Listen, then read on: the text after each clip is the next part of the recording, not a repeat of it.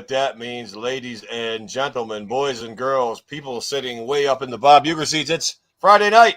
Does everybody know what Friday night means? It's time for the A to Z program. I'm your host, Eric Zant, the PCP host with the most. And sitting directly, well, he's directly to my right. He would be on your, oh, he's on my left. He's at your right. This, ladies and gentlemen, over here is Tim Tabala.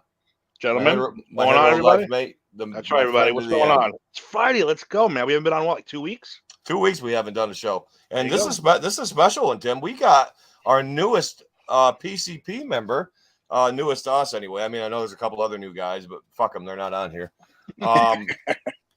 Listen, everybody, I would like to introduce you to the world to Mr. Anthony Dominic Rasso. Yes, sir. Rasso. Anthony, welcome to the A to Z program. Happy to be here, man. Anthony has joined the PCP family. He is our resident hockey guy.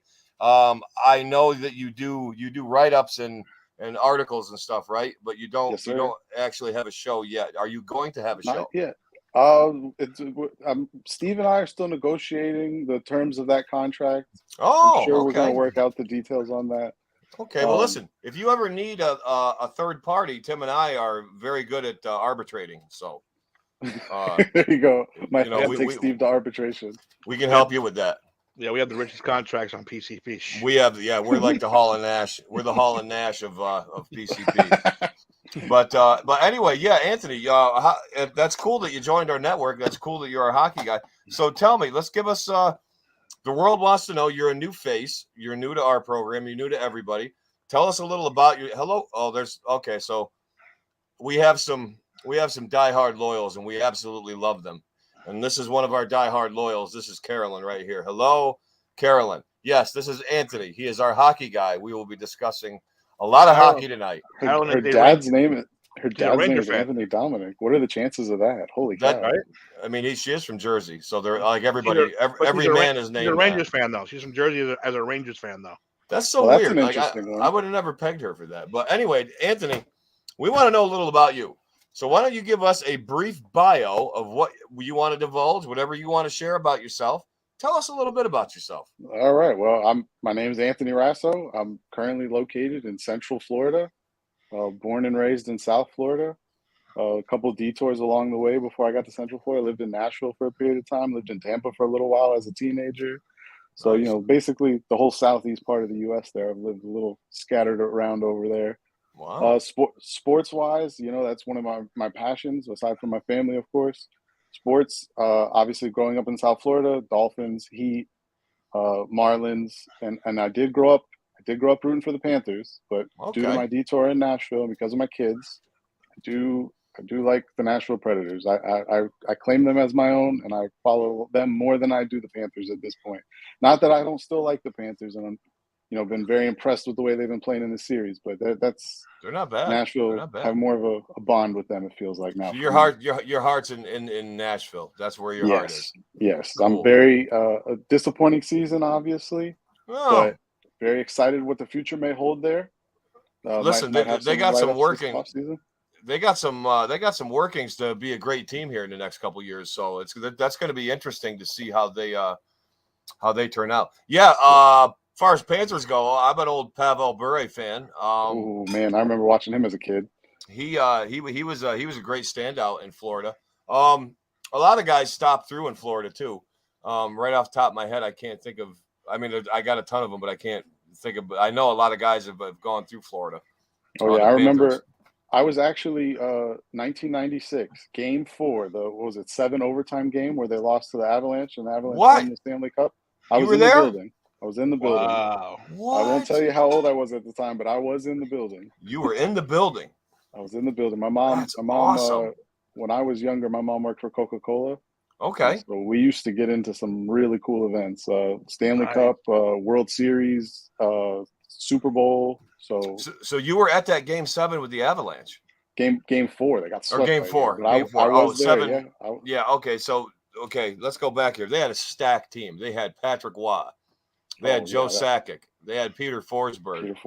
Milan Hajduk, was he on there back then? I believe so. I think he was. No. He was on the 2000s team. He came later, like 99, 2000. That's right. Yeah. But my God, did they have a stacked team? Yeah, and Yeah, shout out to Quebec people. Poor Quebec. yeah, Poor poor Quebec. Just when What- they're about to win, they friggin' move. Poor they Quebec. friggin' move. Well, look what they I got. don't Look remember. what they Was that did. the first year? That was the second year. I think the Second first year year that they were there. because Sundin got traded to the Leafs the year before they moved to Colorado. So I believe 95, 96 was the first year. That's because crazy. he was still there. Sundin was still there in 94. Matt Sundin, my favorite player, who I'm going to talk about probably a lot. Greatest Leaf ever. He had his best year there in Quebec. He had 114 points for Quebec. But you're fucking playing with Joe Sakic, and I mean, come on. I mean, fucking Barnaby Joe is like the smoothest pass. Yeah. I mean, he's ridiculous. But anyway, enough about that. Anthony is a Nashville fan, but he's located in South Florida. And Anthony, let's just go right into it here. These playoffs are exciting so far this year. Man, and go ahead. No, go ahead. Tell me about what's going on. Tell me about what you're seeing. It's such an exciting playoffs. I mean, we're only getting into game 3 in some of these series. Yeah. And it feels like it's been 2 weeks of hockey and it's been like 4 days. Yeah. It's been an incredible series all around. I don't care why you watch hockey. Oh, yeah. Whatever your reason for watching hockey. You like to see a bunch of goals? Depending on which series you're watching, we've had plenty of goals scored. You like to see some 2 teams that want to just go in there and beat the shit out of each other for 60 minutes a night? Go put on the Dallas-Minnesota series. That is a brutal series, man.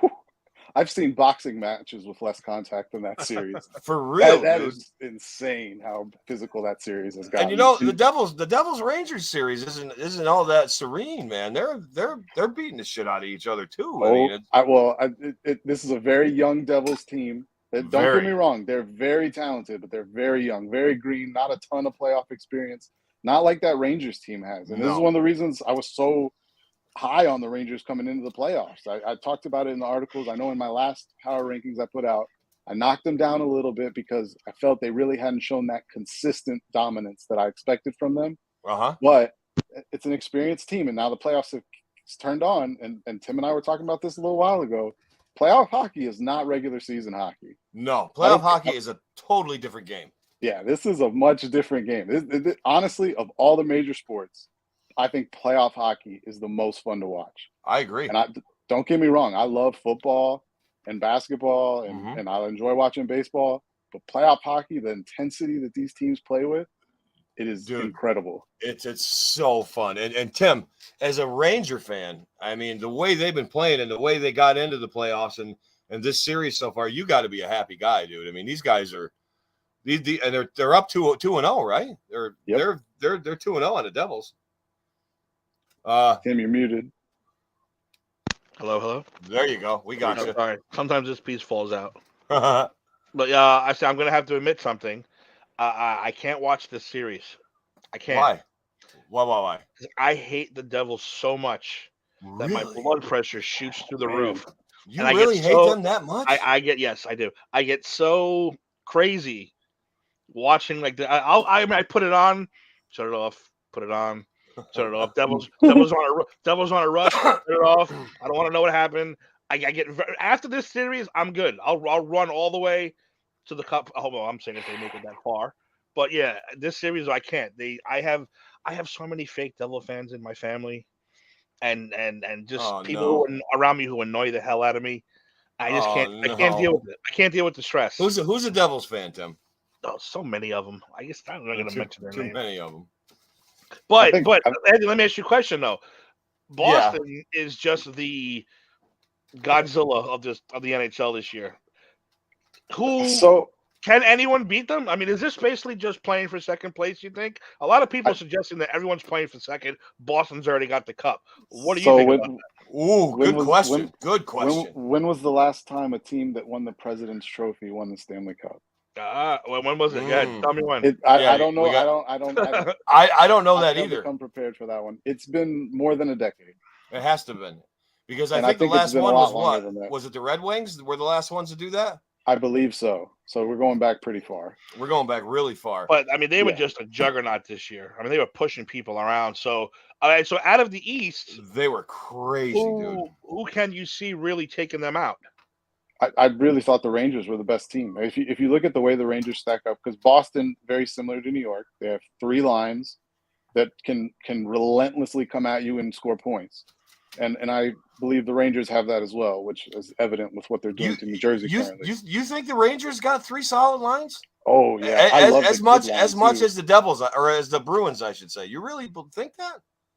I think if you really break them down tick for tack and go line by line, I don't think there's a huge. I think you could actually give the edge to the Rangers in terms of the forwards. Really? The defense, I feel a little differently because I do feel Boston's defense is very, very deep.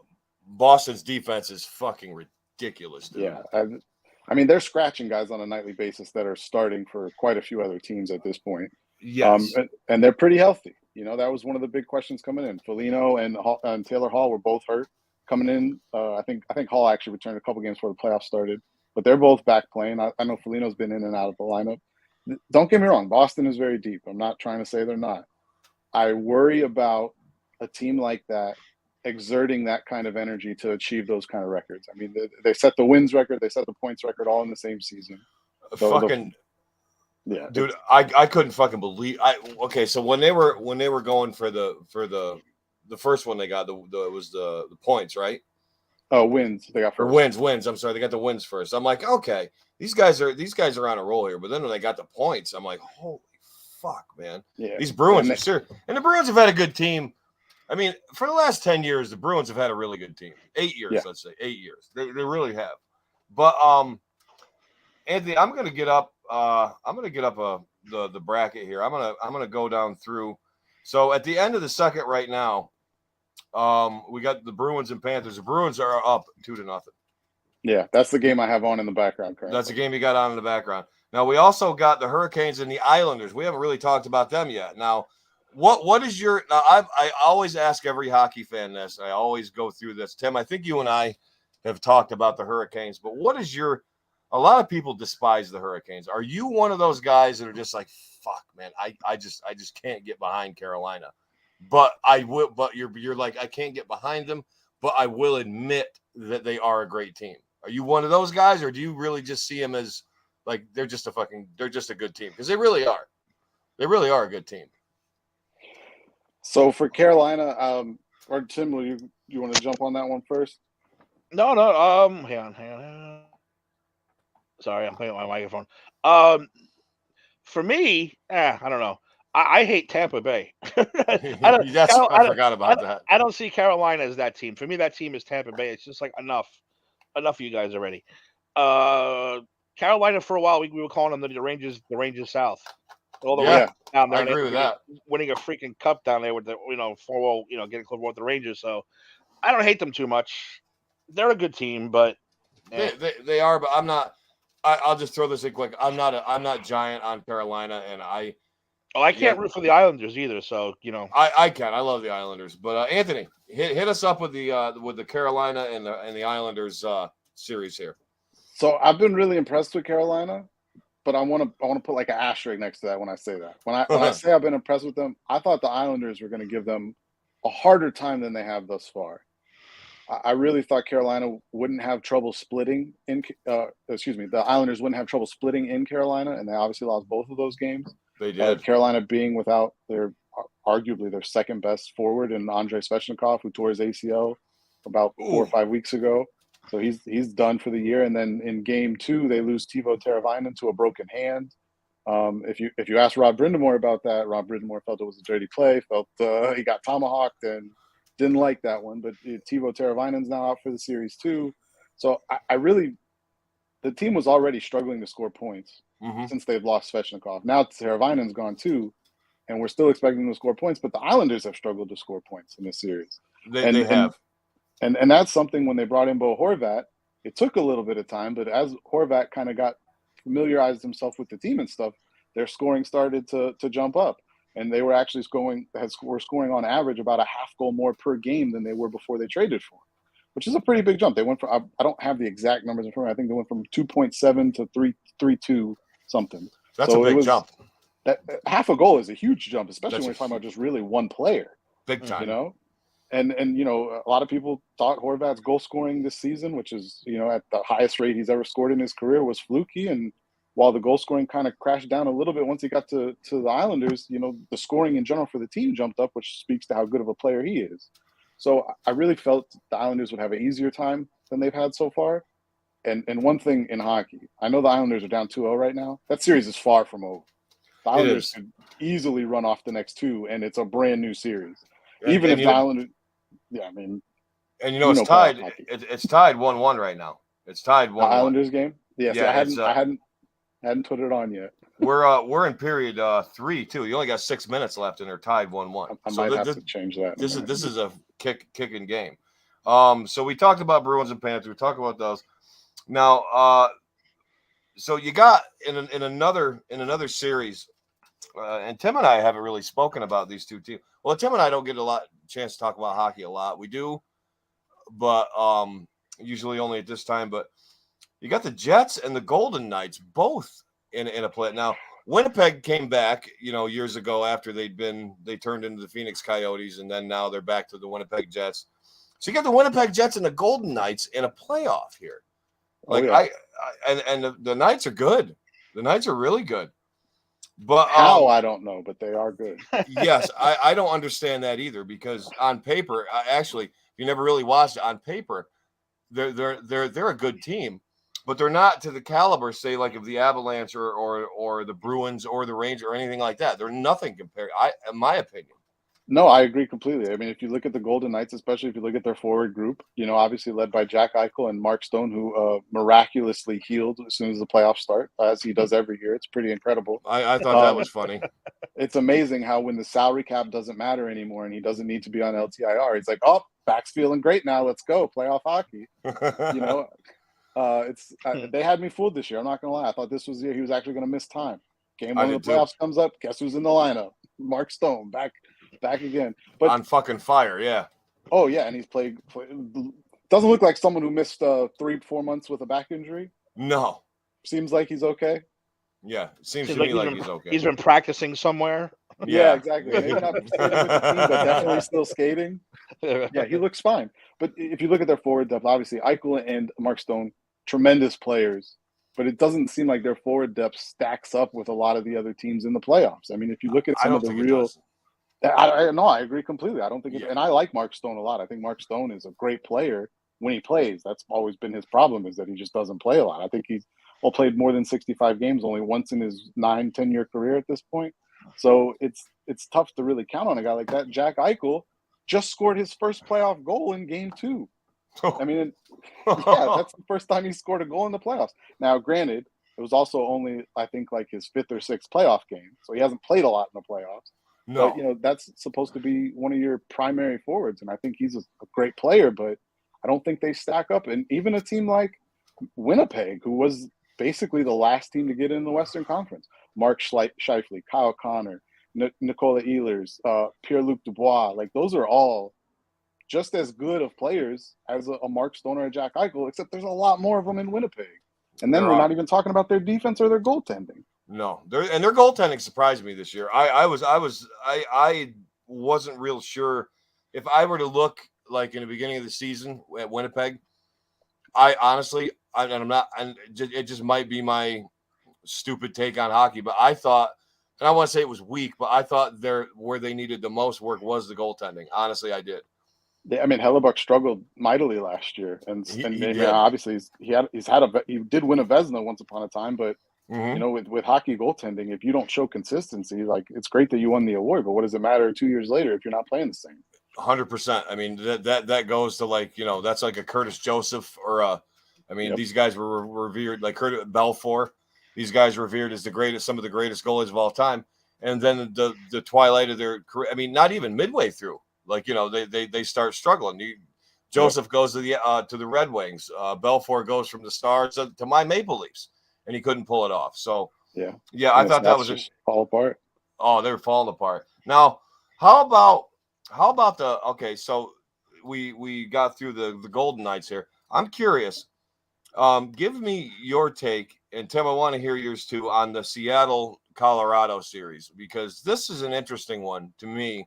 One, I didn't see coming, number one, and number two, I really thought the Avalanche were going to pound the shit out of them, and the series is tied 1-1, and the Avalanche only won by 1 goal. So Tim, go ahead, and give me a little bit on Seattle, what and Avalanche, what you think about them, and then Anthony, give us some rundown on them. But go ahead, Tim. I'm still trying to wrap my head around the fact that there's a team called the Seattle Kraken. I am too. I still can't get my head around that. Every time I see the jersey or the name, I'm like, really? Really? Is that a real team? Is that where we are? But and isn't the Kraken like in the Caribbean or like the mid-Atlantic? Like that's where he lives? Like he doesn't live like up in Seattle. I would have thought that was like I thought he was in the Atlantic. I thought he was in the Atlantic somewhere. Yeah, not up in the Pacific Northwest. Yeah, like the Megalodon or something's up, or those big whales are up in the Seattle area. But yeah, the anyway, infamous Kraken of Seattle. The infamous Kraken, Seattle king crab or something like that. Would have been better off. No, I agree with you, Eric. I thought Colorado would run them over quick and easy, but I did too. Again, like we said, playoff hockey is not the same. The hottest you can just be the worst team coming in, get hot and run through 2 rounds like it was nothing. And those sticks are on fire. Yep. Yeah, nothing surprises me so far. Nothing is going to surprise. That's why it's hard to even sit here and be like, well, what do you think? But like Anthony, you just said, Islanders could win 2 the next 2 games. You got a whole new series, and then guess what? You're going 7. If they win the next 2, they're going 7, and it'll be a great 7 series. Same thing with this series. Mm-hmm. Colorado should be beating them. Nope. 1-1. Yeah. Again, honestly, the series is 1-1. I think Seattle's outplayed them for 6 periods, though, and just Colorado had a nice little run. I mean, they scored 2 goals essentially, I think it was 48 seconds apart in the second period, and that was really what changed the game. But a lot of people didn't believe in Seattle. I was one of them. They shot at an insanely high percentage this year, something that is almost always considered unsustainable, because if your name's not Connor McDavid, you don't shoot 19% on pucks at the net. Like, people don't do that. And Jared McCann and Ellie Tolvanen are both doing it. Yep. And then the playoffs roll around, and guess what? Nothing's changed. They're still scoring. So, honestly, it looks like Colorado underestimated them too. It looks like we're not the only ones that didn't take them seriously. Mm-hmm. Colorado doesn't look like they took them seriously. And Tim mentioned something important there. Like the point that I made was, and you guys have both made it a couple times. This playoff hockey, like I went in, and that's the joy of playoff hockey. I went in thinking, they're just gonna pound the shit out of them, and lo and behold, we got a series here. I mean, we got a tight series, and it's like, and it's exciting because it's like, you're almost going in looking to not get let down, but looking to be like, all right, well, this is going to be whatever. I'll just flip back and forth. But no, man, you can sit and watch this game and be on the edge of your seat. Absolutely. And this series.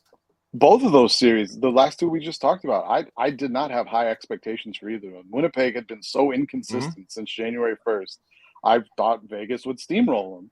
And needless to say, those 2 series have been phenomenal. And that's kind of what we let off the show with. Like, if you're not watching playoff hockey right now, I don't know that there's been a bad series to watch so far. I mean, they've all been entertaining. If I were going to get someone to start watching hockey, it'd be playoff hockey. Yeah, I say start watching the playoffs, and then worry about next season. You'll get hooked watching the playoffs. Then you can get into it. Like I said, that's what I would do, because it's a whole nother world. Oh yeah, it's a different animal. The guy I work with, the butcher. I work at a grocery store. I'm a grocery store manager, and the butcher that is at our store, he's a diehard football guy. He listens to, Pardon My Take and Pat McAfee, and he's all about it. But he told me, he's like, I can't sit through 5 minutes of a hockey game. He goes, until the playoffs. He goes, then I can't stop fucking watching. And I'm like, are you serious? He's like, yeah, dude. He goes, I'll put on a playoff hockey. He goes, there'll be nothing else on the rest of the night. He goes, I'll be watching this. I'll be flipping back to that. So that strengthens our point about how totally different playoff hockey is, and it's fucking awesome. There's just no other. And also, when a team wins the cup, you got to watch that. You got to watch that. You got to watch the teams. There's nothing better than watching a team celebrate the Stanley Cup. No, if they won it 5 in a row, that 5th one is still when they win, it's still so magical to watch a team win that cup. I don't think have I ever missed one? I don't think I've missed one. I Even if I haven't. hate the team, I was like, I gotta watch the ceremony because it's always great to watch. I always yeah. have to. I always happen to catch it, and it's even. And I'm not trying to sound like sappy nostalgic, but even when they're home too, it's like it gives that arena, that electricity just goes through the fucking roof. Oh Like yeah. it's so good. And I think something that really adds to that allure of the Stanley Cup. Think about this: if you go to Yankee Stadium, I'm not a Yankees fan. I don't think either of you two are either. If you go to Yankees, Die Hard over here. This guy. I thought you were a Mets fan. You and Steve? No. Okay. Well, so then Timmy's a Tim's Yankee. probably. All right, well, that's fine. I don't personally have any, as a Marlins fan, I don't have any dog in that race. But you go to Yankee Stadium, there's 27 trophies in the building. You can go see each of those 27 trophies. You go to the Staples Center in Los Angeles, you can see 17 Larry O'Brien trophies. They may look a little different, but there's 17 of them in there that the Lakers have won. I can go to the arena where the Avalanche played, and they won last year. And guess what? That Stanley Cup ain't in the building because you don't keep it. Nope. You get your name on it, but that bad boy goes somewhere else next year. And I think that really adds to that, hey, everyone wants that day with the cup. And I think that's a good point. One of the coolest things about the Stanley Cup to me is the fact that there is one Stanley Cup. Obviously, they have different panels and stuff, but yeah. Everyone gets it for a day, and the stories that they tell about that fucking cup are some of the greatest stories I've ever heard in my life. They are incredible. They are. Oh my goodness! I love the Stanley Cup stories. Well, let's get going. Islanders just took the lead, by the way. They did. Yeah, I was just going to tell you that, but I want to get your take real quick on two more series. Of course, we got the Stars and the Wild and the Oilers and the Kings. So pick one that you want to do first, and give us your rundown on whichever one of those two series.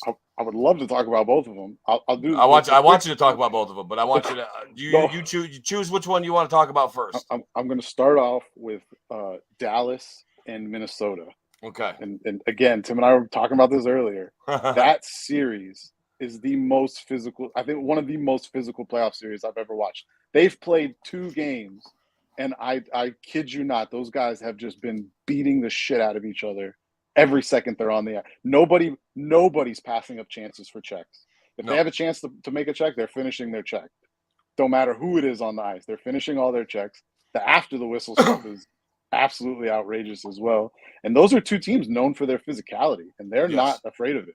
I think one of the greatest clips I saw was what was it, right before the playoffs started, with the Minnesota Wild head coach. God, who were they playing? They were playing Winnipeg. The Winnipeg head coach was upset felt that they were playing dirty. And he's over there yelling at, and the names escape me right now. I'm not great with the coach names. That's something I got to work on. I'm not either. But the Winnipeg coach is yelling at the Minnesota coach. The Minnesota coach is just staring at him. And he finishes yelling. And he just, come on over here. And that's the attitude that team plays with.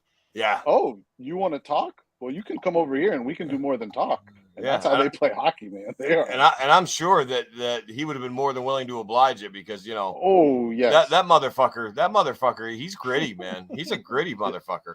I'm very upset at myself for not having his name in front of me. I am too. If you watched him play hockey when he played hockey, he was not afraid to drop some gloves. No. And I think that's probably one of the coolest things about hockey is what you see with some of these coaches. It's like Rob Brindamore. I was going to bring him up when you brought his name up. I think he could still step on the ice and beat the living tar out of a lot of people. I mean, he's from Philadelphia mainly. Like, he was a Philadelphia guy in the beginning of his career, so he knows this guy's been through hell. He played with Lindros and Leclerc and Desjardins and all those guys, and Mark Recchi. I mean, Mark Recchi was more of a scoring touch. Oh my gosh! But like, you got Desjardins, Lindros, and Leclerc, 3 of the biggest guys in the league, 3 of the most physical guys in the league, and Brindamore was on a line, I think with it was at Legion of Doom line, but I think Lindros was the center for that one because Leclerc was left. Desjardins, I think he was the defenseman. No, Brindamore might have been the right wing. He might have been for a period of time. For a period. He was mostly a center, right? Yes. Yeah, he was mostly a center. But yeah, Minnesota and Dallas they've been making highlights on every sports channel, like when they not I should say everyone, but I've seen more than one highlight of the sportscasters commenting on how physical they're both playing. So yeah, and we got a lot of heavy hitters in that series too. Ryan Reeves, probably one of the toughest guys in all of hockey. agreed. You saw the hit Matt Dumba laid on Joe Pavelski in Game 1. I think it was a little of a cheap shot, but playoff hockey, the officials said it was okay. Then, hey, who am I to say it's not? Pavelski's probably done for. I think he might be done for the playoffs after that one. Which I don't know if he's coming back. you asked me about who I liked in the East. I talked about the Rangers, and I do think the East, as much as a team like the Hurricanes or the Islanders, like those are great teams and all, but I think it's really a 2-horse race in the East between Boston and the Rangers. I think they're on a collision course. I think they've been on a collision course since the deadline, I I can't wait for that series. In the West, though, I really like Dallas. I thought Dallas had probably one of the more complete teams in the Western Conference. They have forward depth. I think so. Jason Robertson is a stud. Interesting. Rupe Hintz is tremendous, and they split those guys up. Jamie Benn has rebounded after having a few down years. Even Tyler Seguin had kind of a bounce back year. Miro Heiskanen is one of the best two-way defenders in hockey. He's going to get a ton of Norris votes this year. And Jake Ottinger has played – if in any other season where there's not a Linus Ullmark with what Linus Ullmark for Boston did this year, Jake Ottinger would be maybe not a favorite, but would be heavily discussed in the Vezina. And he's not really getting any discussion about it, which is crazy. He had a great season. No, they're not mentioning his name in anything to do with that at all, which is surprising. He did have a phenomenal year. But that just speaks to this year was kind of a weird year. Scoring was up, but then you had guys like Linus Ullmark who had just an absurd year that's unseen. But what was it, like a 9.34 save percentage? His goals against average was below 2. Led the league in wins and didn't even start 50 games. No, I mean those are crazy stats. I mean, I would have liked to have seen him start a few more games compared to some of his counterparts, but he's going to win the award regardless. But I really like Dallas coming into the playoffs. I thought they had a great chance to win the West. I like their depth, like their defense. I like the fact that they could play. I think that's one of the biggest things that doesn't get talked about enough when the playoffs roll around. A lot of good teams, and it's one of the reasons I was a little nervous about Boston. I feel Boston plays one style of hockey, and they're just so good at playing that one style of hockey. I agree with that. You kind of have to follow suit with them. I agree with that. And it's one of the reasons I liked a team like Dallas. Dallas, and I think Colorado did this a lot last year. Or not, I'm sorry, Tampa 2 years ago did this a lot. Where they come into a game, and Tampa would basically just say, how you want to play? You want to play a 7-6 game? That's fine. You want to play a 1-0, 2-1 game where we just beat the hell out of each other? Hey, we can do that too. I think Dallas has that kind of depth and that kind of team where they can kind of mold themselves to play however you want to play. You want to play like this? You think they can? You think they can adapt to whatever team they're playing and match them? I mean, no, I wouldn't say outplay them, but match them in whatever style they're going at. Yeah, get close enough in that style to where they can just at that point let the players like Heiskanen and Rupe Hintz and Jason Robertson and the rookie Wyatt Johnson, who led rookies in goals this year, just go to work. And and with Jake Ottinger in the back end playing great hockey, it's a winning formula.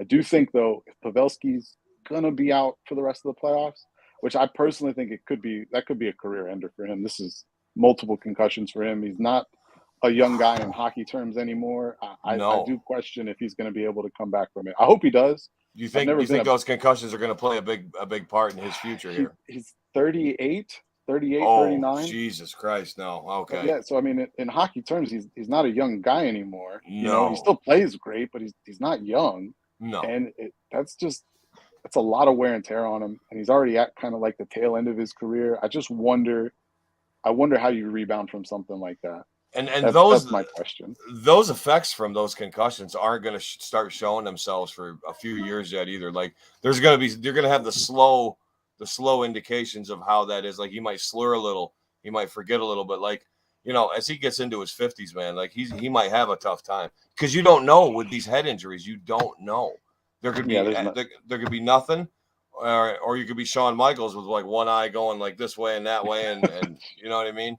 The Heartbreak Kid, man. The Heartbreak. I had to throw a wrestling reference in there. We always do. But give me your take quick on the Oilers Kings. and then I'm going to segue into something else after that. So give us what's going on. I'll be honest with you. I've been paying attention to this, but not as much as I have the other series. Oh, the Oilers Kings. That was a series coming in I thought was going to be the most entertaining series to watch. Okay. The Oilers, another team. This is a team that at the trade deadline, before they made the trade with Nashville to pick up Matthias Ekholm, was lingering around in the wild card area. A lot of people wondered if they'd even make the playoffs, which seems crazy now. And essentially, from that point on, they've been wondered. the best team in hockey. Oh, no, I did too. I wondered. I even wondered after they made the trade for Ekholm. And obviously, being a Predators fan, I knew how good of a defenseman Matthias Ekholm was. Because I watched him a lot, and he's a tremendous defenseman. He does not get talked about enough, but I won't go on a rant about him. I knew that he was going to help them, and I knew he could be the kind of guy that helped change their identity. I didn't think he would be able to do so much of that in such a little amount of time. He only played 17, 18 games with them in the regular season. I think so, I was watching game one, and the first two periods, and I say the first two periods because it felt like Edmonton kind of went to sleep in the third of game one, and that's when Los Angeles came back and stole one, really, in my opinion, because they had no business winning that game, and they did. But that was a gimme. That was a gimme. Yeah. You watch the first two periods of game one in that Edmonton-LA series, and you watch the way Edmonton's playing. Not just players like Matthias Ekholm, but you watch the Connor McDavids, the Kyle Yamamotos, who's in one penalty kill, Kyle Yamamoto blocked 4 shots in one penalty kill. Yeah. One shift on a penalty kill, blocked 4 shots. Kyle Yamamoto is 5'6" and weighs like 165 pounds. He's the size of a small child. That's like, Theo Fleury right there. Like, you know. And then that's not a guy who's known for like throwing weight around or anything like that. He's a tiny little speedster who likes to score. And I watched him on the penalty kill, diving in front of pucks, putting his body on the line to block shots. And that is not something, if you watched Edmonton prior to Matthias Ekholm arriving, that is not something that I feel the way they play. And they just have a total different mindset with the way they play. And offensively, I mean, I don't think we need to talk a lot about Connor McDavid. He's, in my opinion, probably I don't want to get too crazy. I won't say he's as good as a certain someone, but me personally, I've never seen anyone do some of the stuff that he does. Well, I'm glad that you brought his name up because that's what I was going to segue into. I want to talk with you about Connor McDavid a little bit because let's do it. I actually listen, man. Tim hates this about me. I love Sidney Crosby. I think Crosby's one of the most talented hockey players that's ever graced. Yeah, I knew it was coming. And he is. He's soft. He is soft. He's like a Cub Scout, and he's soft. I get it. But you can't deny this guy's talent. He is an unbelievably talented player. But Connor McDavid, there's just something about this kid. The plays he makes, the points he scores, the goals he scores. I mean, you know, this is a guy. Is he a playmaker? Is he a goal scorer? What is he? He can do whatever he wants. He can be everything. And you said, wait a minute now. You said you didn't want to compare him to a certain someone. Okay, and that's fair because it's not. You know, you can't compare a lot or anybody really to a certain someone, but you can compare attributes and abilities that they share. So I'm curious. I want to hear your take on Connor McDavid. So. Oh, okay. I didn't want to compare him to a certain someone. I'm going to go out there and say it anyway. You might as well. I think Connor McDavid is the best offensive player that's ever played hockey, period. Wow. Really? Ever. When Connor McDavid makes some of these highlight plays and you watch them back, it looks like Connor McDavid is playing a different sport than everybody else. It doesn't look like he's playing the same sport as the players. I agree. What was it again? I think it was this season against the Rangers. Mm-hmm. He is the only player I have ever seen that will actively and regularly take on 3, 4, 5 members of a defense by himself. Yeah, no passing, not even having any other rushers with him. He's literally attacking. And he'll beat him. Oh, yeah. The entire team. And some of the things that he does to these poor goaltenders, I really feel bad for them. Oh, he makes them look like clowns, dude. He makes them look like a clown. Goodness. And listen. Go ahead. Finish this up.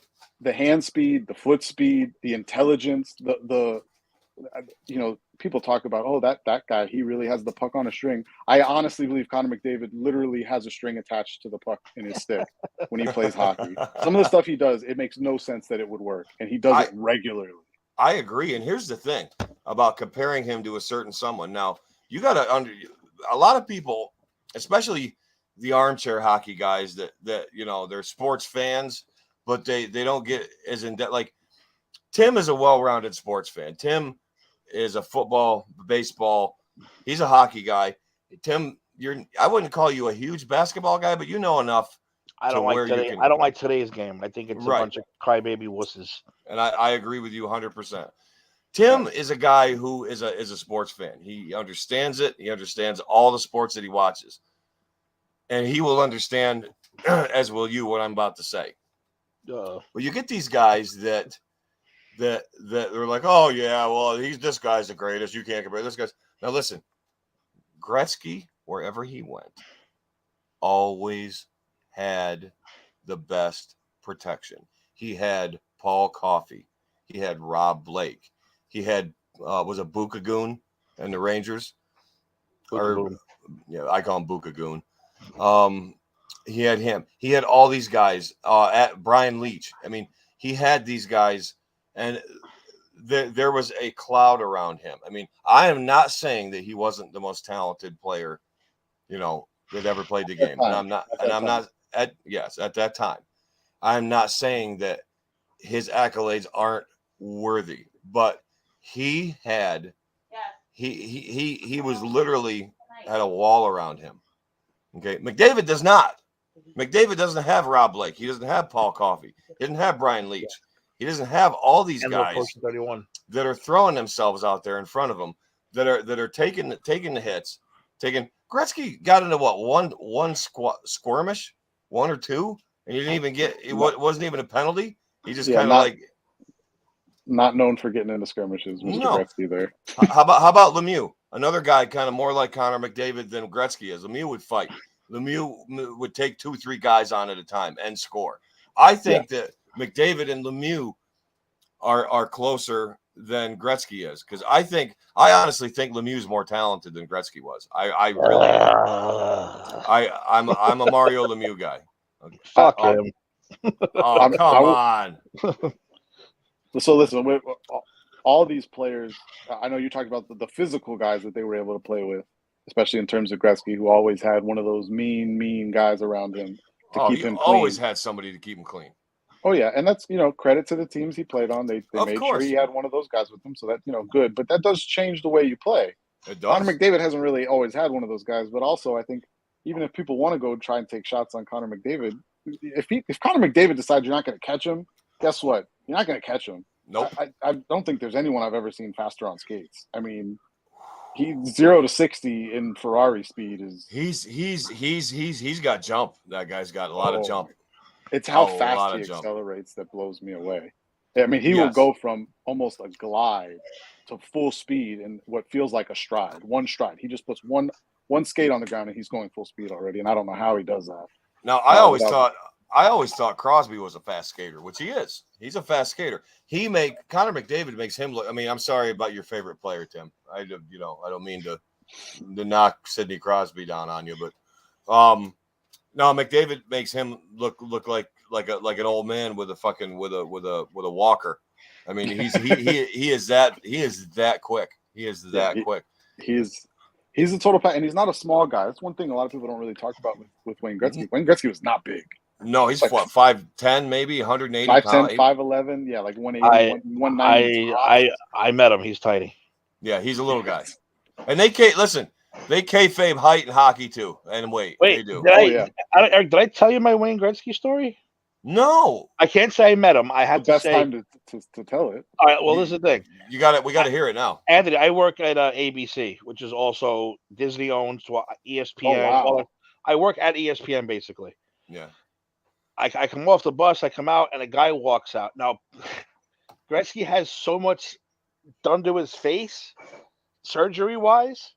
When I first saw him, I didn't know it was him. So I'm looking at him, he's looking at me. I was like, I don't know what the fuck. I stop, and I go, that guy looks real fucking familiar. And I'm looking, I'm going, and he's waiting for his car to pull up, and I'm sitting there staring at him, a laser. I'm like, if that's who I think it is, I'm gonna be pissed that I lost my opportunity. And then I heard someone go, dude, that's Wayne Gretzky. I went, fuck, I was him. It And was just him. as soon, And it just as he was getting My in the car, God. and he's about yay big. He's about yay big on me. yeah, he's a little guy. But he had like, I don't know if it was just makeup from the television appearance that he did, but it did not look like him at first. I mean, if he looked like classic Gretzky, I'd have been, dude, Wayne Gretzky, what's up, man? I would have shook his hand or grabbed a picture with him. But no, I was like, who is that, and why do I know him from? Like, he looks really freaking familiar. Fucking No Wayne Gretzky. shit, you fucking saw Wayne, the Great One. You were in the presence of the Great One. I was within Wow. 5 feet of the Great One, and I didn't know it was him. Wow. I feel like such So- an so- asshole. So if we're gonna talk about all these, we're talking about some historic great players right now.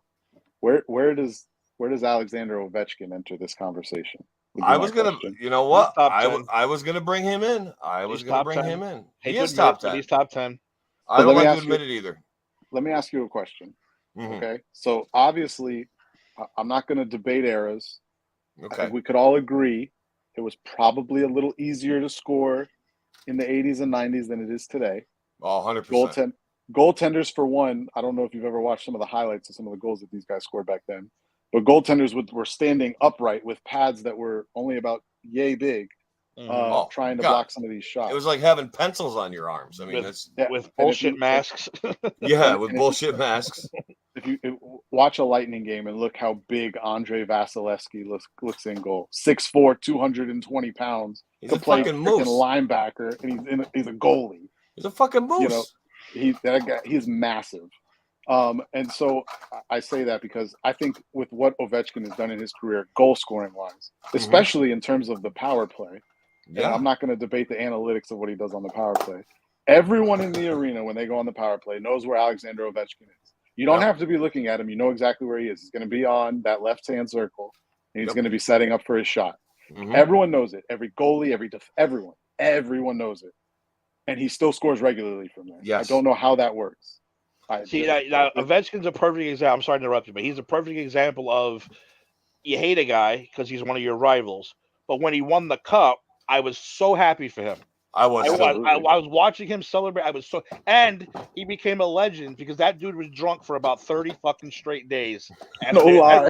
every show he did, He every was. appearance, he was fucking hammered. He I was like, trashed. dude, I like Ovechkin now because of this. So much. He had to have respect for that. had the worst hangover at the end of At least 30 days. At least 30 days. Oh, straight no drunk. doubt. No doubt. Every what is it? What was it? At an Orioles game, at a Nationals game, at a Wizard? Was it a Wizards? No, I don't think it was a Wizards game. Dude, But showing up on drunk. TV shows yeah, he looked Kissing trashed everywhere reporters he and went. hugging reporters. It was like, Oh oh, my! he is trash. Going swimming in fountains in the middle of Washington. Dude, it was fantastic. Yeah, I was really I- happy for him. Really So happy much for more respect for him Nicholas after that.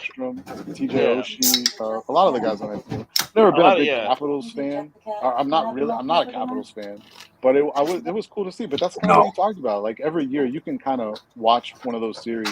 You can pull one of those stories out of there. You can Mhm. find one. I don't care who the team is. How now listen, man, Ovechkin is running away with this goal scoring thing, but how long, Anthony, do you think he's gonna go, and you don't have to give me an exact, but where is he gonna end? Well, how many goals is he gonna end with? Is he gonna hit 9? I mean, I don't know. I want to say no, but he scored 40 again this year, didn't he? He scored 40. I don't know how. 43, 42. Yeah, I was it? knew it was over 40. I'm But gonna yeah, I look mean, it up. he just keeps scoring. I don't know if he'll get to 900. I definitely don't think know he's how gonna he did it. pass, he's definitely going to pass Gretzky.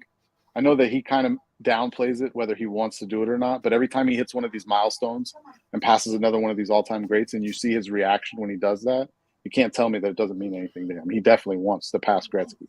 So I think Yeah. he's 100% playing long enough to pass Gretzky. Now, Is is he going to play is he long at Brett enough? Hull yet? Did he beat Brett Hull yet? I thought he passed him this year, didn't he? What was it this year? I'm gonna pull it up. Here, I'm pulling it up too. I got Alex Ovechkin here. Let's see. What do we got here? Stats, news, hockey. I mean, well, let's see. Oh, 42. He had 42 and 75 points in 73 games. So he's still beating the ratio of games played points. He's still doing okay.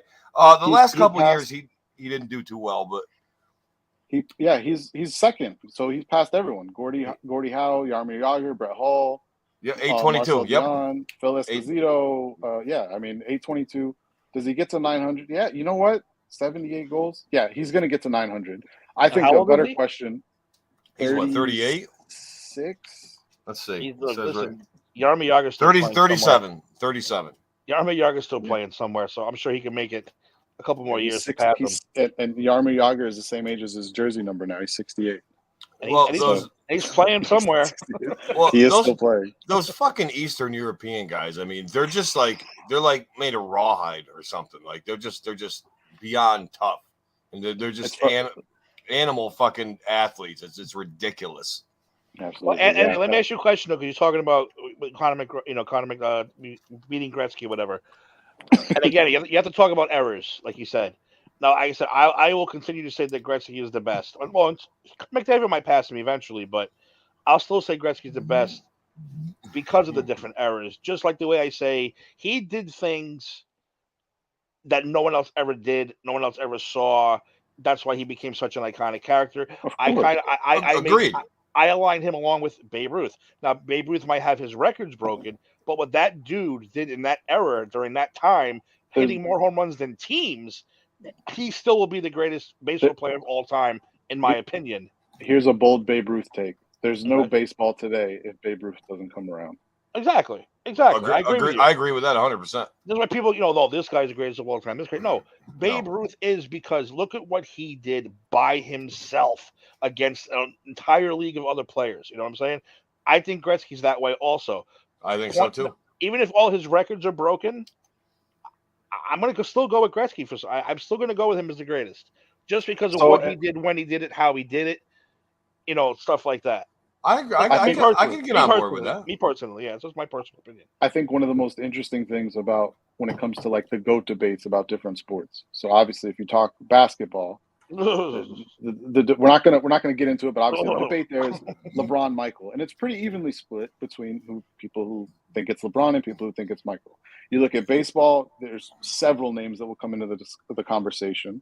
I always like to throw one out there that either angers someone a lot, or someone is like, yeah, you're probably right. I think Barry Bonds is the greatest baseball player of all time.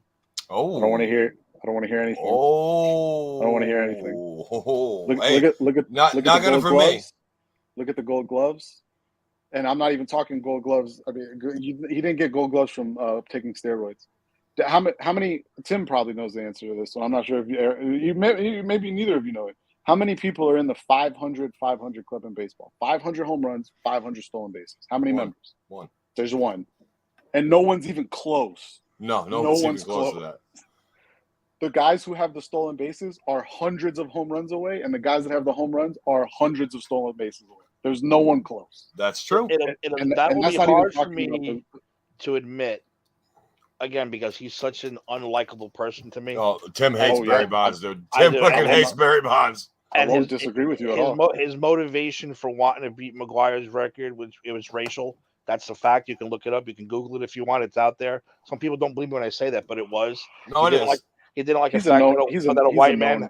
Yeah, he didn't like the fact that a white man had the record. So that's when he started getting a little broader and bigger and wider. And next thing you know, guys and the head started condensing. Yeah, exactly. So boy, what a fucking big head. I can't respect that dude. I can't. But no, if you want to think he's the greatest, he's the greatest. The basketball, me and Steve will be battling this for the next 50 years, because I will never say LeBron is the greatest of all time. I can't either. Honestly, I can't either.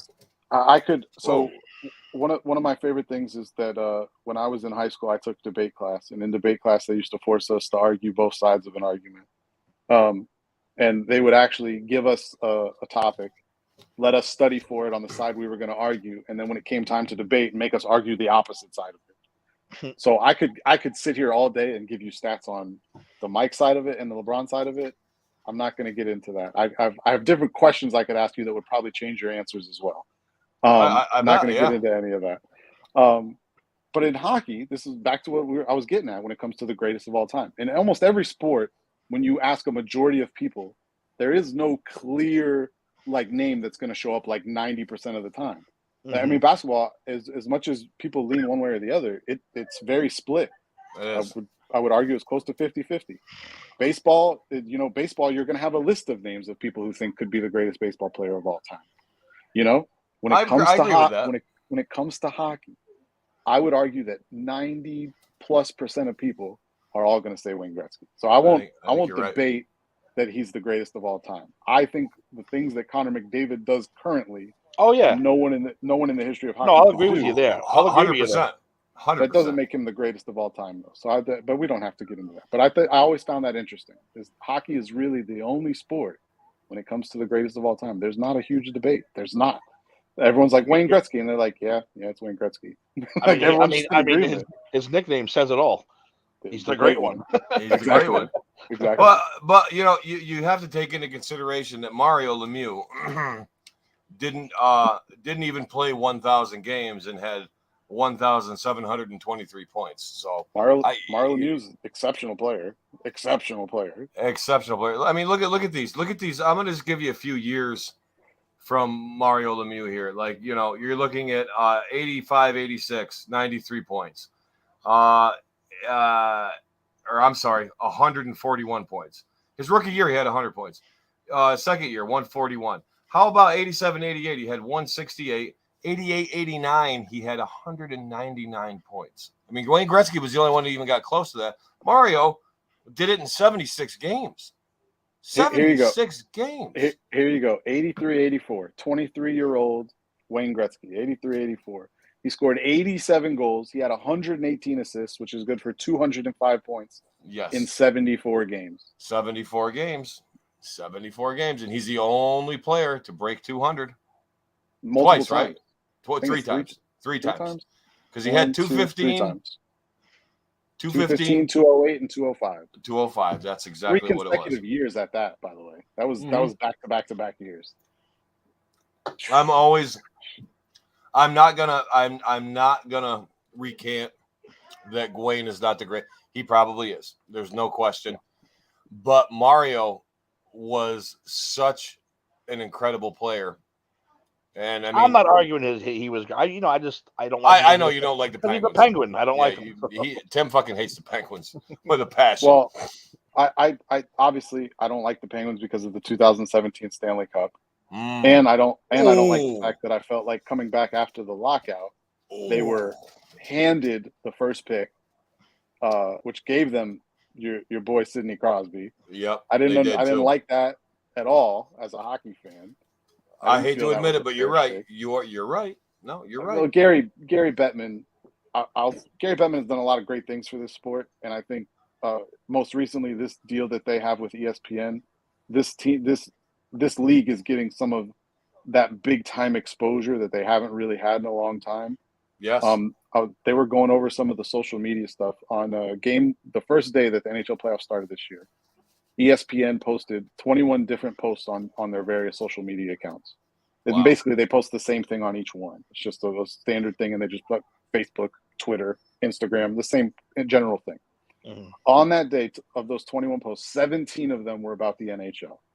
And of those 17 posts about the NHL, they generated more than 40 million impressions on people across social media. Now, while an impression doesn't necessarily mean the same thing as a TV viewer quite yet, we're getting there. It's getting close. It's getting close. So that exposure is only going to help the sport. And like Tim said earlier, and Eric agrees, if you got someone that's not into hockey, start them right now. Just stick them in front of a TV. I don't care what series you put on. It doesn't matter. They've all been great.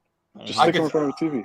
I could stick my girlfriend in front of the hockey game right now, and I guarantee you she would turn SVU off and start watching it. I guarantee you she would. It's the best TV there is. Oh, yes, you would. Favorite time of the year. Playoff. Are you telling me if I put? Wait a minute. Yeah, I do this a lot. I argue with my girlfriend. We bicker on air. It's kind of a gag. Wait, hang on a second. Are you telling me that if I put on the Oilers and the Kings right now, if they were playing, and Connor McDavid was on a hot streak, you wouldn't sit there and watch him like his stick is on fire, babe? Literally. What do you mean no? You don't have to have any idea what I'm talking about. That doesn't matter. Yeah, that's irrelevant. It's Connor McDavid. No, I'm not going to watch it. You know what? She's probably right because she's stubborn. And she The Oilers game is actually about to start too. 10 o'clock. What Yeah, happened? they What should have happened already with come. what horse did who? Where? They were my pick.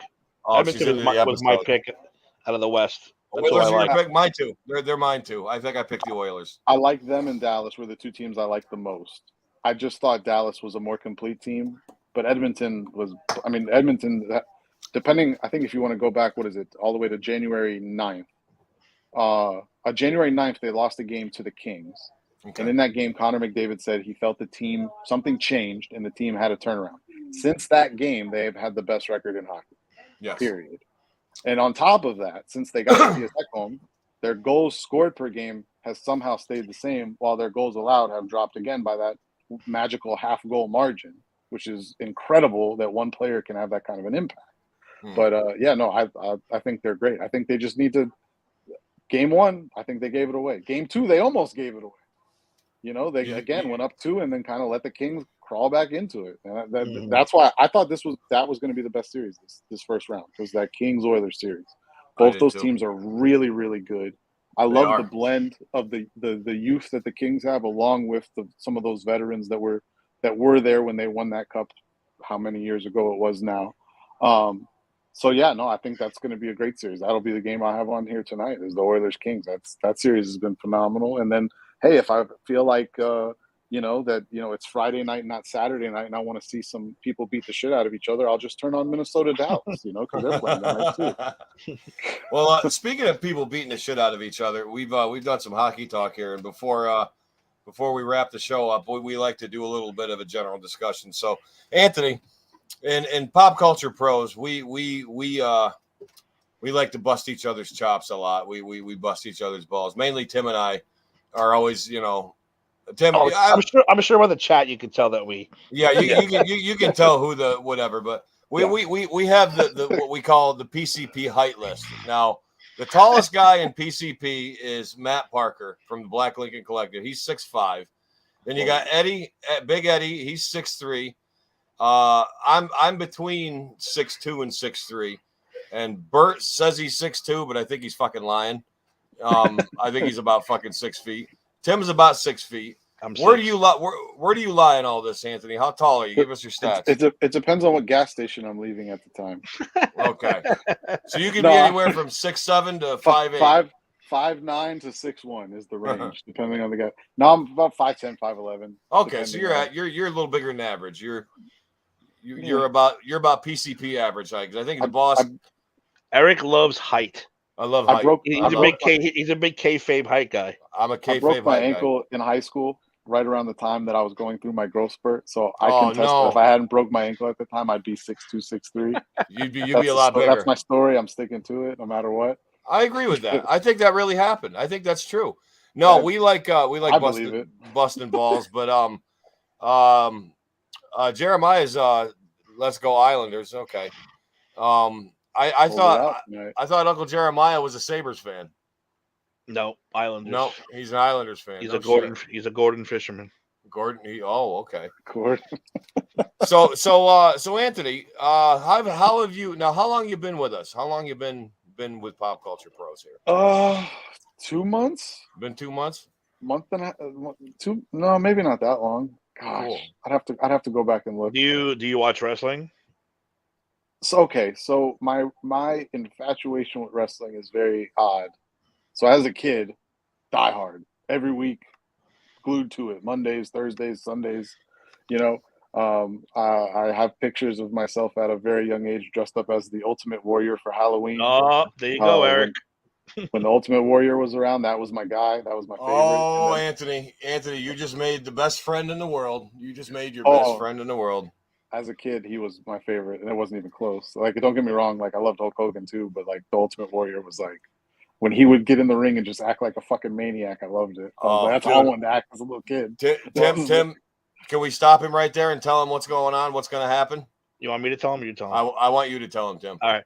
Well, on a Just Too Sweet show, we have something called the trial of the Ultimate Warrior. because Ooh. Eric is a big Warrior defender, while mostly everyone else is not. Like they don't think he deserves to be in the Hall of Fame because of all the backstage bullshit. He was very selfish, very very weird. So we're gonna have an actual trial. We were supposed to have it a couple weeks ago, but things got a little convoluted, so we couldn't do it. But Eric is going to be the lawyer for the defense. Dave is going to be the prosecution, and I am going to be the judge. I have wiped out all partisan Warrior. I'm going to be completely down the middle, 50-50. Calling it down the middle. So you may now get a subpoena. I may subpoena you. You may get Anthony. subpoena now by Eric. I might have to come on and talk about it. I may subpoena you. So if you get a subpoena in the chat, that means you've got to appear that night on. So wasn't he the first person to hold both the Intercontinental and Heavyweight Championships at the same time? He actually was. Yes, he was. 100% he was. Thank you, Lauren. I mean, that's something I would think, as his lawyer, if that's going down in evidence. Listen, I have a litany of evidence to support my cause for the Warrior because the advent of the shoot interview has really, everybody thinks it's pounded the Warrior down, but it hasn't. It's brought him up because I have caught so many wrestlers and so many lies watching all these things. And I actually know the actual YouTube video as to where I know all the YouTube videos that when they're shitting on him, and I actually know the ones that contradict what the people say. So I am so prepared for this. You have no idea. They think they're I'm gonna have to tune in just for that. They think they're gonna bury me, but they're not. I have done my homework on this, but no, we ask you that because Tim asked you that because Tim and I obviously host the Just Too Sweet, and we like to call it the greatest single podcast on the internet today. But that's just what we and all the other millions of fans that watch us think. But plus we're focused on the old school stuff. So like I said, that's why I was asking because if you're not caught up to today's stuff, that's fine because we like to go back to do the old review the old pay-per-views. Right? We've been doing AWA stuff lately and stuff like that. Yeah, we're trying to. So you're more than welcome to come on that show ever if you want to talk about. I might have to whatever. Jump on there. We're having a blast. One of the greatest things about having a Peacock, the streaming service, is that is like the ultimate wrestling vault. Yep, it is. But that's what I was getting into earlier. So I grew up as a kid loving wrestling. I kind of stopped watching. Oh gosh, mid to late 2000s, kind of fell off. Yeah. And of late, I won't say that I've gotten back into it because I've only watched maybe a couple of Raws here and there. I did watch WrestleMania. Nice. Which was okay. I loved night one. I thought night one was fantastic, and I was a little disappointed in night two. Was that our consensus too, Tim? Or were we the opposite? I think we were the opposite. We were the opposite. I think so. I think we thought night two was better than night one. So I don't remember think what we the had. matches. I think this is one of the cool things about watching it as a kid and then watching it now, especially with social media and the internet, and just how much more wealth of information is out there about this stuff. Yes. It brings like a whole new interest for me to it because the one thing I can't get enough of is all the backstage and all the really behind the scenes stuff. The stuff that is kind of not on stage or not in the ring. All that other stuff is really what kind of really draws me to it now. I thought the matches were great. I thought the Reigns Cody Rhodes match was phenomenal. Like that was a match. That was a great match. That kind of match. Watching that reminded me this is why you like this so much as a kid. Like this right here, this is so enjoyable. It was a great match. It was. I thought it was Roman's best match by far. Yep, 100% by far. And this is where me not being fully committed today, because I remember because over the years you jump in here and there and catch a little bit. So up until obviously it's been over a year now. But up until he became the champion on this long run that he's been on, he never seemed like he was going to get to that point for me when I would watch him. I agree. And I think the storyline that they've done with him, the tribal chief and all this stuff. Yeah, Tim's and into bringing that. in, that's some of the best stuff I think they've had on TV in forever. I was gonna bring this up on the next Justice Film. We talked about this, but I'll bring it up right now. And I'm gonna tell you because we've been giving Vince McMahon a lot of shit lately. because he's old, out of touch, he's all that other stuff. Remember, He's got a weird mustache, so you give yeah, him shit. he looks like Gomez Adams now. It's Gomez Yeah, Adams. the fucking shoe polish, everything. Oh, it's He terrible. looks like the what is it, the villain from Rocky and Bullwinkle? He looks Yeah. like that guy. Yeah, he does. But when you think about it, right, Roman used to get booed, constantly booed. Why? Because they were shoving him down our throats. This is going to be your champion. This is going to be your guy, and they rejected him. Yep. Guess what? Vince was 100% right. He is the champion. He's been that guy. Vince was not wrong. He's like, look, it might have taken a little few more years than he wanted, but it fucking worked, and he did it. And it he sucks did to again. admit it. It It sucks does. to admit it. It really does. Well, I think them pairing him up with Paul Heyman too. Paul Heyman is one of my. I think Paul Heyman's like one of the most entertaining people in there. That's what we that man talked can about work last a week. microphone better than anyone. He's like the MVP. He's like the MVP of that show. Gosh. He really is. He's cut some of the best promos over the last 15 years probably. He was born for this business. Paulie was. Paulie was born for this business. He was incredible. He's incredible. The promo he cut pre-WrestleMania with Cody Rhodes in the ring, talking about Dusty. How great was crazy. That was fantastic. That's an amazing and then promo. and then Cody hit him with the you gave my dad a job so we weren't poor anymore. It was like, shit, and Paul that hit showing home. the emotion. Man, that's that kind of stuff right there. Bringing As a kid, it real, I enjoyed that. Do you catch any of the you catch any of the bios on A&E and stuff? So I've seen some of them. I didn't watch the Dusty Rhodes one yet. I need to watch it. I haven't either. I haven't seen that either. I need to watch it. Dusty was good. I need to watch it. I love the fact that Cody. I loved Gold Dust, obviously Dustin as a kid. I love Gold Dust. Oh my god, he was amazing. It was so great. Character. It was so great. See now when Cody was I don't know what I forgot the name the one that Cody had with the face paint when he was in WWE. Stardust. I wasn't really around for any of that. I heard it was terrible and it didn't go very well, but I didn't. I'm not passing judgment. I wasn't there. I didn't see you're kind of right. It wasn't great. Yeah, when it ran its course, he wanted to stop. They said no, you can't stop, and that's when he left. Yep. And that's when he left. Yeah. Well, it seems like they've both grown a lot since then because he seems like he can do it all now. I agree with that. It all now. I think he's grown a lot. I think he's a different person. I really do. I think who's the do you guys do the AEW? I don't really watch AEW, but I watch like some of the snippets and stuff from it. I watch it a little bit. Tim takes good care of it. Who's the dude with the Burberry scarf?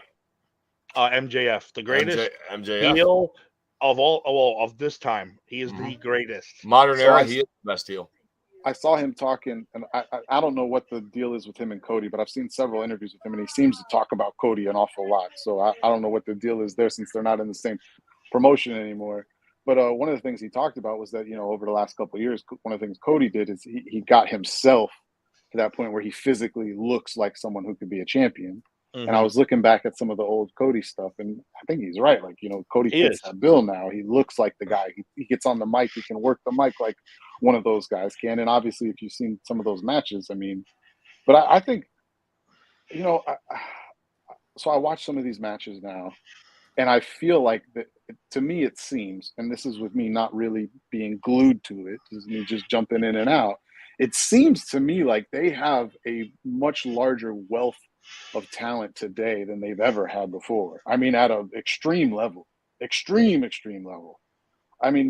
Someone like a couple of guys that I really like to watch when they're on. I think Seth Rollins is incredible. Like he's incredible. A good worker. He's a good worker. I think I was shocked to see him doing matches so low on the card and seeming so meaningless. Mm-hmm. I was very surprised by that, but he blows me away. I think he's awesome. Someone who doesn't really work the mic a lot, but I think in the ring is fantastic. Is he just came back on SmackDown? The Asian guy, I can't remember. Shinsuke Nakamura. Yep. Oh my god, I love watching him in the ring. His charisma. Obviously, he doesn't work the mic a whole lot, but his whole intro and stuff like that, I think is just. I really enjoy watching him. Well, if you want to entertain yourself for hours, just Google or YouTube MJF meets fans. Oh, dude, you won't regret it. You will not regret it. He does he's not full break heel all the time. Character. He is full on. He'll sign a guy's figure and chuck it across the room a Funko Pop, chuck it across the room. He knocks fights. drinks out of fucking little girls' hands. He, I love the he commitment. fights with little I kids. love the There was commitment. He argues I with little love it. kids. There was a little kid the other day crying, and he's going, "Wah, wah, shut that kid up already, will you?" Like, and some girl was trying to say, "Oh, I got a scarf just like him." He said, "You know," he said to her, "How old are you?" She said 7 or 8 or whatever. He goes, "You know, 8 years ago, your father made a huge mistake by not wearing a condom." I was like, "Holy shit!" That is such a great heel. That is such a great heel. He is Oh my God, 24/7, that's and terrible.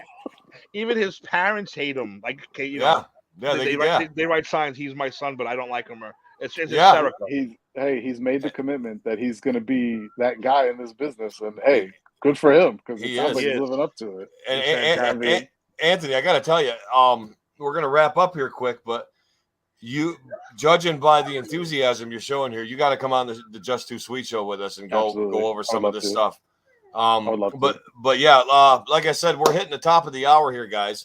I feel like we just scratched the surface of this hockey talk. We got to have this again. We got to have some hockey talk again. Whenever you want, man, let me know. Let me know. I say the conference finals. We should do this again. I think we should. I think we should do the conference. What we'll do is like a week ahead of time before we know everything's going to start heating up. We'll all talk, and we'll get another A to Z squared away, and we will do a conference final special. How about that, guys? I'm Sounds in. good. I'm in. Count Awesome. me in. Until Anthony starts his own show, then we'll have to go on his show. Then we'll go on your show. Yeah, I'll say, then I'll just bring you guys over to my show. Exactly. That's right. That's right. But anyway, we're going to wrap this up. Anthony, I want to thank you for coming on. I want to thank you for gracing us and meeting the world. Thank Had a you. blast. Yeah, come on anytime again. As Tim said, come on the Just Too Sweet show. You're What's always the welcome schedule there. on Just Too Sweet? Usually Tuesdays. Yep, we're the most consistent show. We always run Tuesdays. And then if there's a pay-per-view, we like to do a pre-show the day of usually. Like we'll do a Backlash show 3 hours before Backlash starts. We try to do a pre-show right before every pay-per-view. Yeah. Very If it's cool. Very cool. and we did the WrestleMania. I missed it, but they did the WrestleMania one prior to night one, but it was a great show. So yeah, you're welcome for any of them, Anthony. Thank you again for the hockey talk. Is there anything you would like to say? Any parting words you would like to? I'm happy to be here. I had a blast doing this. I would love to jump on more shows and talk about more things. I know, obviously, I was brought in just to do hockey, but I have a wealth of other interests and sports related, and movies and stuff too. Listen, dude. Listen. Love movies, We'll have you on this show one night when we go off the rails, and you'll have a fucking great time. We get into, we drop YouTube videos, we fuck with people. It's conspiracy theories, Nazis. We get into all that stuff. Everything Nazi. We Tim and I were trending on Twitter once because everybody thought we hated Jews. So it's like it was fucking fantastic. And obviously it wasn't true, but we somehow and then like religion, I don't know, Eric hates God and fucking that might have been my fault. That might have been Tim's fault a little bit, but still, I tell you, Anthony, we have a blast here. But Timmy, what do you got on the way out here? Nah, man, Anthony, great, man. It's great having you on. I can't wait to see you guys. You're welcome. Any show, anytime. You just let us know when you want to come on. And be ready for a subpoena in the mail for Eric to get you to the trial of the Ultimate Warrior. What date is the current trial date set for? We haven't reset the actual date yet. We're waiting on the other lawyer to get his shit together. The other lawyer's a prima donna. We got to work around his fucking dainty ass schedule. So you see Jeremiah down here. If Snoop Dogg can be in the Hall of Fame, then the Warrior should be. No, Jeremiah's a smart man. Jeremiah is like a pretty easy argument to me. Wait. Snoop Dogg's in the celebrity wing. That is Pete true. Rose. He's not really in the Hall of Fame. So and Donald Trump, by the way, he fucking made it to the Hall of Fame. So if that tells you anything. I mean, between what are the years? Between 90 and 94 was, I mean, aside from Hulk Hogan, who was the biggest name in wrestling? That was the Ultimate Warrior. Thank you, Anthony. You are officially my favorite person. You are officially my favorite person. Anyway, ladies and gentlemen, that has been the A to Z program for tonight on Pop Culture Pros. I am not going to run down the rest of the shows because if you don't know them by now, then you're never going to know them. But I'll be honest with you, the only two real shows you need to worry about are the Just Too Sweet show and this show. And as soon as Anthony gets a show, you worry about that show. But until then, this is Anthony. That's Timmy.